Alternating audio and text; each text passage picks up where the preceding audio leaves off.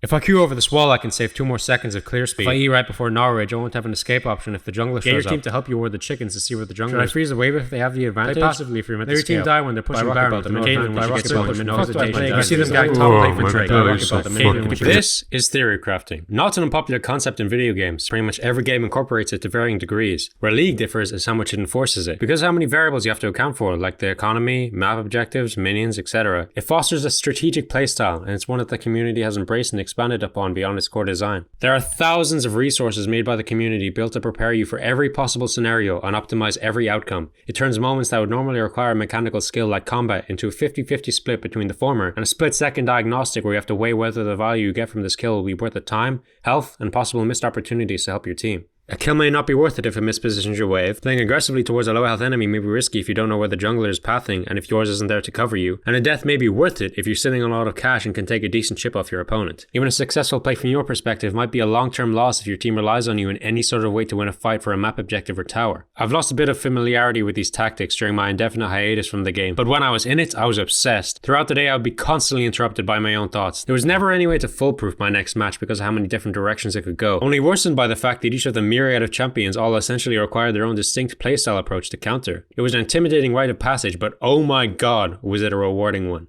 Once you have a fundamental understanding of your role, it's up to you to tweak it. Each change in my playstyle will be microscopic compared to the 40 to 50 minute meat grinder that I was about to endure, but the effect it had was always visible and would often snowball into affecting the entire outcome of a match on a regular basis, both in good and bad ways. The way League is structured makes me hyper aware of these microscopic moments, which only encourages my eagerness to try out new ideas. Trust me, once you figure out a way to reduce your clear speed by like 5 seconds, you feel like fucking Einstein. Now this is where I take a page out of Dr. K's book. Video. Theorycraft is a self-sufficient feedback loop. Once you set it in motion, it's hard to stop. Like an addiction. Once I separated this concept from its origin, I realized it could be applied to literally almost anything that can be learned. Starting with a few fundamentals, then messing with what you learn, and not just bashing 2 rocks together to see what happens. You know what this does, and you know what that does. How can you get this using those? You know you can, you just gotta figure it out. Heed the warning though, we're still using training wheels in this scenario. You can't expect to make a rocket ship with a circuit board and 2 Christmas lights. Keep it realistic, and hopefully one day you'll finally get out of fucking bronze.